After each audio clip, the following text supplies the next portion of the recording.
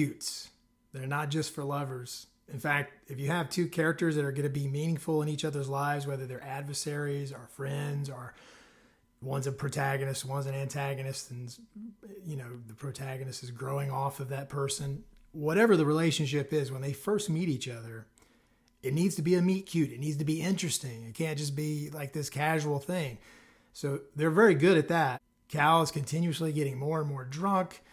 He's oversharing. He's saying things he shouldn't say. He's trying to show off about how honest and bold he is, but it's not coming off very well. Xavier is folding more inward, being very careful, and he's not playing his game. He's not allowing him to challenge him or manipulate him or push his buttons. And it seems like Cal has lost all interest in Xavier because he won't play along with him. So this isn't going to work out. He says, as a throwaway line, and again, this is a setup payoff like we just talked about, but it's also part of the meet cute. When they're first starting the conversation, he says, he's talking about how down home he is, sort of like the George Bush routine, I think, where he's saying, I don't even know where Syria is on a map, and I couldn't even tell you who the 8th vice president is. So he's sort of downplaying his intelligence, which obviously isn't true. He's very intelligent. Then on page 17, 18, at the end of the conversation, it says, Xavier stands, shakes his hand. As he walks out, he stops, considers something. Then he says, Southwest Asia. Cal says, I'm sorry? Syria. It's in Southwest Asia on the eastern coast of the Mediterranean Sea. Oh, shit. And the 8th vice president? Martin Van Buren. The president nods. I knew all that. Obviously, I was just testing you like the whiskey. Then President Bradford hits a button on his phone and he says, Marcia, let the cabinet know that Syria is not near Canada. We've been getting this wrong the whole time. So it's a funny moment. It's a meet cute for sure. And it definitely works. They're very obvious with their writing. They want to keep everyone very clear. Everyone's a new character in this because it's a pilot. When we meet Sinatra, we're told here that she's a woman of power, but we'll meet her later. So they just sort of introduce her and say, hey, you'll meet her later. But she's not just a throwaway in the scene. It's another page of her arguing with Cal, and you get to see her power and that he, even though he's the president, he listens to her.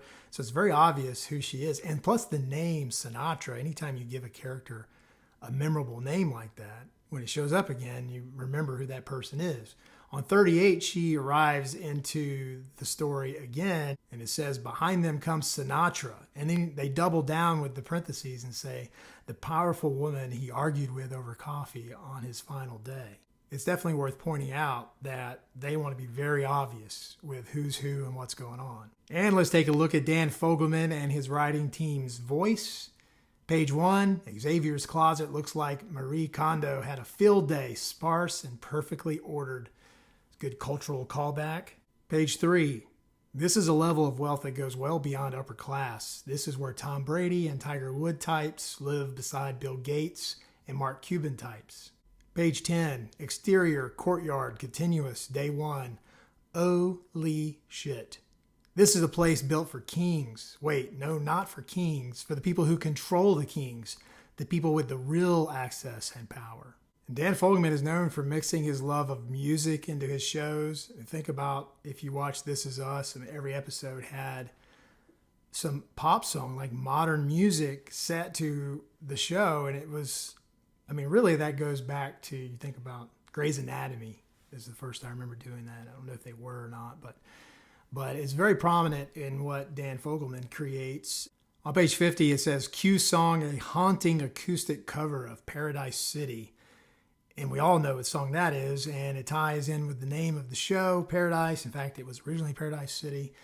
And not only does he say that, but it's layered throughout the rest of the action lines as we're starting to wrap things up. It's got in there the lyrics from the song. We've got where the grass is green and the girls are pretty, ... Then it says, oh, won't you please take me home, which has a double meaning. And this is truly one of the best twists to a modern day television series.